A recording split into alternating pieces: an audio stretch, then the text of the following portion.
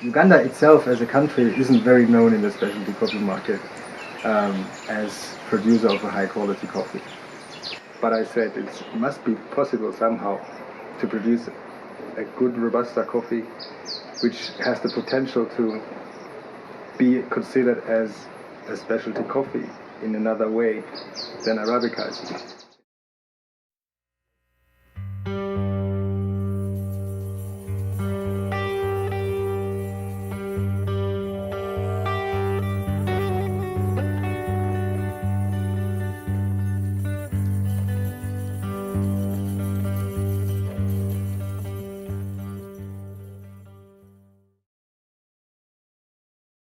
Uganda produces basically two types of coffee, which is Robusta and Arabica, and the most produced type is Robusta.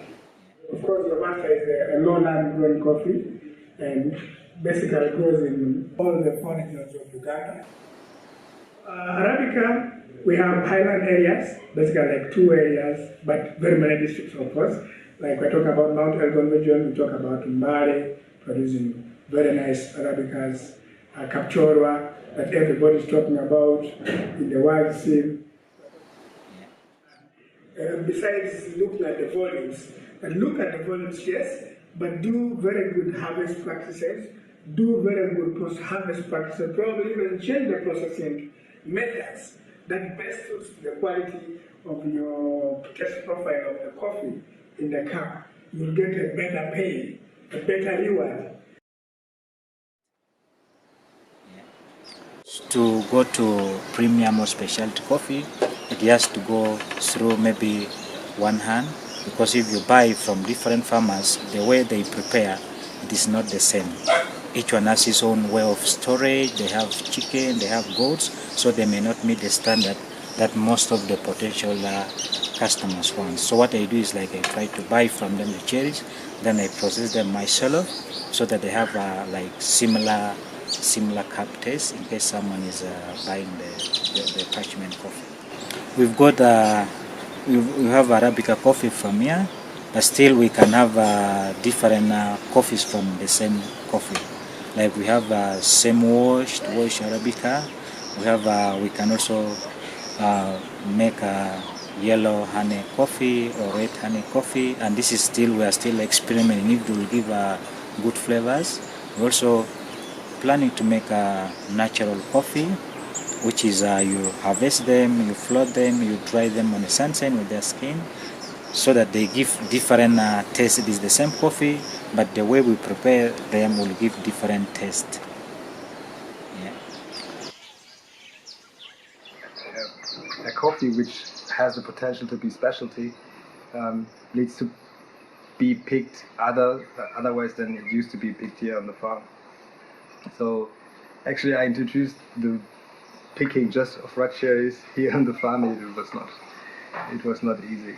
It was many workers who used to work here on the farm refused to pick that kind of coffee. So I had to train them. I had to tell them why we are doing this.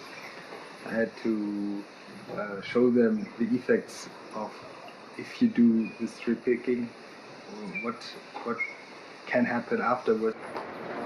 They saw then that if they just pick the red cherries, their harvest season is going to be much longer, because we are picking every tree four to five times per season. And they understood it. They understood it, why we are doing it, and in the end they had more money than someone who really strip picked. Sometimes you can produce very nice coffee, but you don't know your coffee is really good. So the middleman who buy from you may end up taking advantage by taking very nice coffee at a very low price.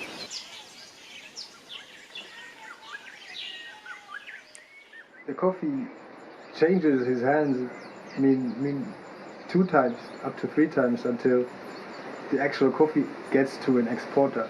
Because the middleman sometimes takes advantage because he's interested in getting pay little, get much, and give to the buyer, who is also not bothered on quality. Farmers sell their coffee in a stadium in which the coffee is not yet ripe to a trader.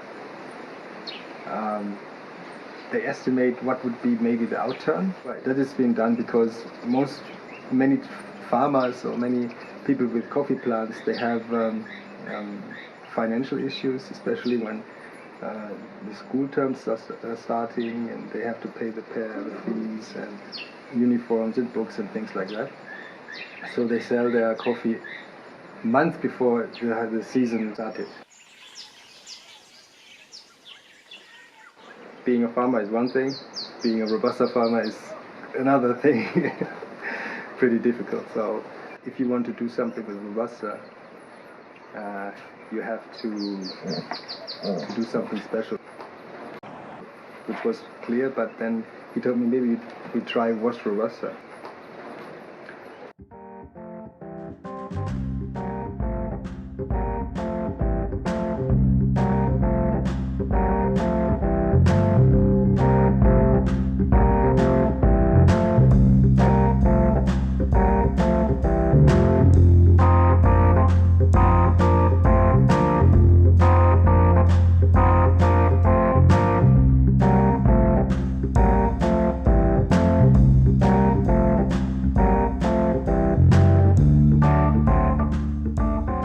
Also, that companies should give their clients the opportunity to cup or to drink another coffee, or at least to taste another coffee, to show them that there are other varieties available on the market.